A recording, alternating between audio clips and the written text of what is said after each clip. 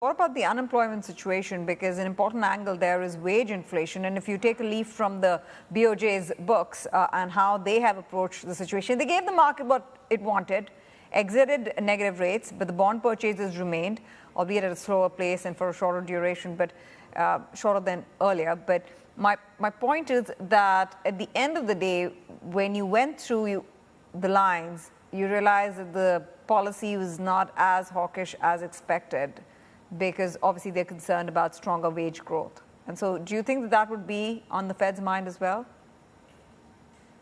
Yeah, clearly the BOJ hike was a dovish hike. As you mentioned, they kept basically purchases in the near term mostly unchanged.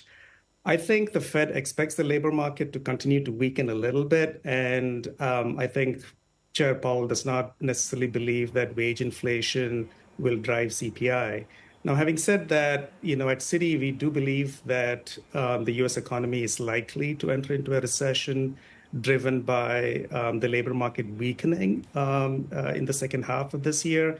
And if that happens, then, then I think 3 or more rate cuts this year are justified.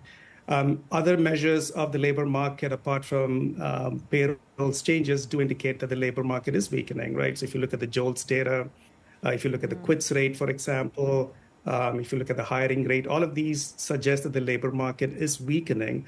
But the question in my mind is not so much about the labor market. The question in my mind is more about the wealth effect, especially with equity markets moving up substantially and risk assets in general doing very well.